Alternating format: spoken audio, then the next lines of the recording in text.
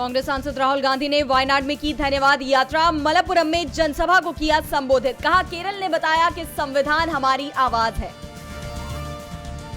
रायबरेली में राहुल गांधी के बयान पर पार्टी के प्रदेश अध्यक्ष अजय राय ने दी प्रतिक्रिया। कहा, वाकई वो लड़ती तो मुकाबला दिलचस्प होता। राहुल ने कहा था, अगर प्रियंका वाराणसी से चुनाव लड़ती तो हार जाते पीएम मोदी। मणिपुर के मुद्दे पर आरएसएस प्रमुख मोहन भागवत के बयान पर छिड़ी सियासत। विपक्ष बोला, भागवत की सलाह पर ध्यान दे प्रधानमंत्री। हिंसा से जूझ रहे मणिपुर का दौरा करे पीएम। आरएसएस से जुड़ी ऑर्गेनाइजर पत्रिका में दावा, अजित से गठबंधन के कारण बीजेपी को हुआ नुकसान। पूछा, जब बीजेपी शिंदे सेना के पास पर्याप्त बहुमत तो अजित को क्यों लिया साथ। बारामती में एनसीपी शरद गुट के प्रमुख शरद पवार ने बीजेपी पर बोला हमला। कहा, अयोध्या के लोगों ने लोकसभा चुनावों में भाजपा को झटका देकर साबित कर दिया कि मंदिर की राजनीति को ठीक कैसे किया जा सकता है। एडीआर रिपोर्ट में बड़ा खुलासा, मोदी के कैबिनेट में शामिल मंत्रियों में 99% करोड़पति तो 39% के खिलाफ आपराधिक मामले दर्ज। इनमें 19 ने गंभीर आपराधिक मामलों की घोषणा। 24 जून से होगी संसद के विशेष सत्र की शुरुआत। 27 जून को शुरू होगा राज्यसभा का 264वां सत्र। राष्ट्रपति द्रौपदी मुर्मू 27 जून को लोकसभा और राज्यसभा की संयुक्त बैठक को करेंगी संबोधित। चौथी बार आंध्र प्रदेश के सीएम बने चंद्रबाबू नायडू। पवन कल्याण ने डिप्टी सीएम की ली शपथ। मंत्रिमंडल में टीडीपी के 21, जनसेना पार्टी के 3 और बीजेपी के 1 मंत्री शामिल।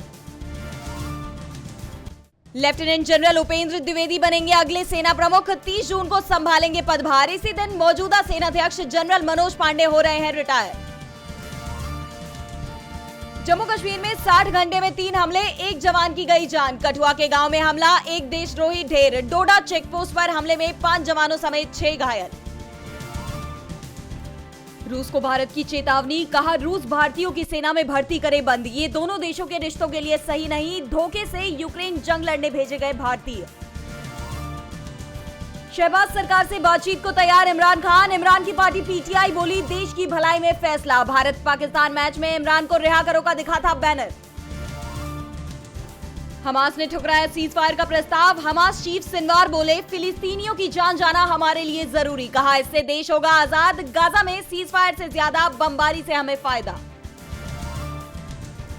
ब्रिक्स देशों के समूह के विदेश मंत्रियों की बैठक में देशद्रोह पर शून्य सहिष्णुता का आह्वान। देशद्रोह को धर्म और राष्ट्रीयता के साथ नहीं जोड़ा जाना चाहिए। दोहरे मापदंड खारिज। G7 सम्मेलन में रूस पर नए प्रतिबंध लगाएगा अमेरिका। राष्ट्रीय सुरक्षा परिषद के प्रवक्ता जॉन किर्बी बोले, यूक्रेन को लाभ पहुंचाना उद्देश्य।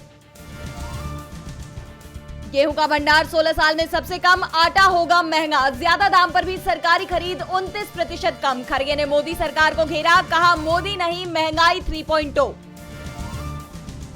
एलन मस्क ने ओपन एआई पर किया केस, लिया वापस। सीईओ ऑल्टमैन को मिली चैन की सांस। मस्क ने कंपनी पर लोगों की भलाई के लिए एआई सिस्टम बनाने के अपने लक्ष्य के साथ समझौता करने के लगाए थे आरोप।